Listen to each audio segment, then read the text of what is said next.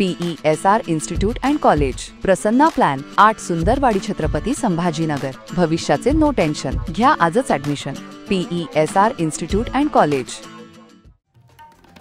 छत्तीसगड राज्यातील जोहर छत्तीसगड पार्टीचे अध्यक्ष अमित बघेल यांनी सिंधी समाजाचे आराध्य भगवान वरुण अवतार श्री झुलेलाल भगवान देव यांच्याबद्दल तसेच सिंधी समाजाबद्दल केलेल्या आक्षेपार्ह आणि सांप्रदायिक वक्तव्यांमुळे सिंधी समाजात तीव्र संतापाची लाट उसळली आहे। या प्रकरणी भारतीय सिंधू सभा आणि संपूर्ण सिंधी समाजानं उपविभागीय अधिकारी मूर्तिजापूर यांना निवेदन देऊन कठोर कारवाईची मागणी केली आहे। 26 ऑक्टोबर रोजी रायपूर छत्तीसगड येथे पत्रकार परिषदेत बोलताना अमित बघेल यांनी जाणीवपूर्वक धार्मिक भावना दुखावतील अशा हेतूने अपमानास्पद वक्तव्य केली।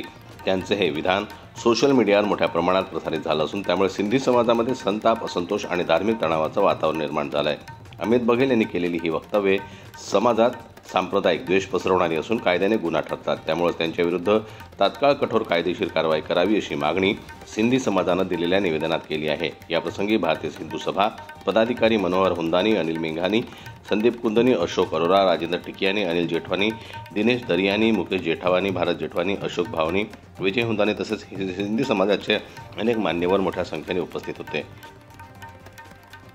जनमत लाईव्ह न्यूज करता संजय उमक यांची रिपोर्ट अकोलाहून। मराठी बातम्यांसाठी जनमत लाईव्हला लाईक करा, सबस्क्राइब करा आणि बेल आयकॉनला दाबायला विसरू नका।